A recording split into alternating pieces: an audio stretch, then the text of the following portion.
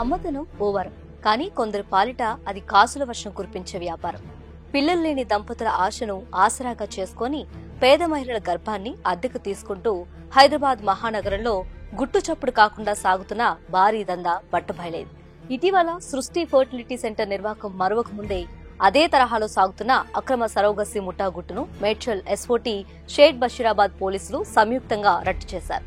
పేద మహిళలకు డబ్బు ఆశ చూపి వారి అద్దె గర్భానికి ఒప్పించడం, వారి నుంచి అక్రమంగా అండాలను సేకరించి ఫర్టిలిటీ సెంటర్లకు విక్రయించడం వంటి దారుణాలకు పాల్పడుతున్న ఈ ముఠాలోని 8 మందిపై కేసు నమోదు చేశారు. ప్రధాన నిందితురాలైన నర్రెద్దుల లక్ష్మీరెడ్డి, ఆమె కుమారుడు నరేందర్ రెడ్డిని అరెస్ట్ చేసి రిమాండ్కు తరలించారు.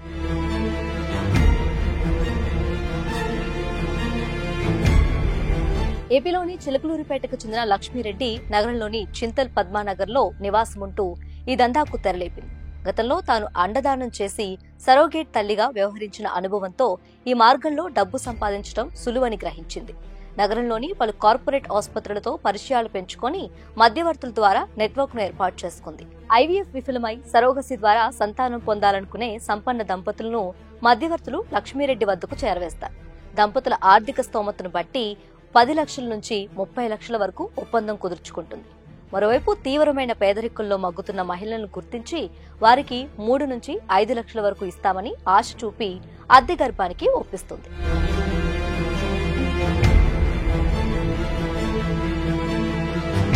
ఒప్పందం కుదిరిన మహిళను పద్మానగర్లోని తన ఇంట్లోనే ఉంచి 9 నెలల పాటు బాగోగులు చూసుకుంటూ వారికి అవసరమైన చికిత్సను అందిస్తున్నట్లు నమ్మబలుకుతుంది.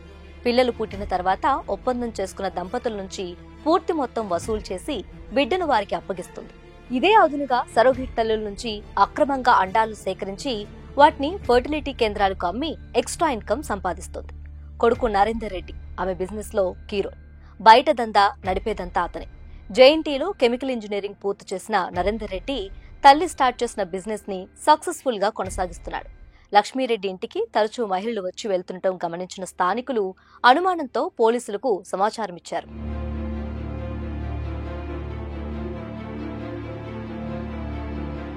పక్కా ప్లాన్ తో ఆమె ఇంటిపై దాడి చేసిన పోలీసులు ఆమె ఇంట్లో గర్భధారణ మందులు, హార్మోన్ ఇంజెక్షన్లు, బాండ్ పేపర్లు, ప్రామిసరీ నోట్లు, 6.47 లక్షల నగదు, ల్యాప్టాప్ స్వాధీనం చేసుకున్నారు. తల్లి కొడుకులను అదుపులోకి తీసుకున్నారు. విచారణలో లక్ష్మీరెడ్డిపై ఇదివరకే కేసులు ఉన్నట్లు తెలిసింది. ఉపాధి కోసం ముంబైకి వెళ్లిన లక్ష్మీరెడ్డి గతంలోనే అక్రమంగా మానవ రవాణా చేస్తూ పట్టుబడి జైలుకెళ్లింది. జైలు నుంచి రిలీజ్ కాగానే కొడుకు నరేందర్ రెడ్డితో Quthbullapur circle, Padmanagar ring road సమీపంలోని మాణిక్యనగర్లో ఉంటూ సరోగసి దందా మొదలుపెట్టింది.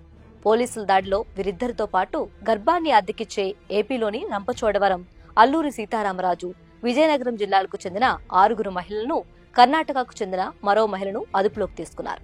ఈ కేసులో 6 ఫర్టిలిటీ కేంద్రాల పాత్ర ఉన్నట్లు పోలీసులు ప్రాథమికంగా గుర్తించారు.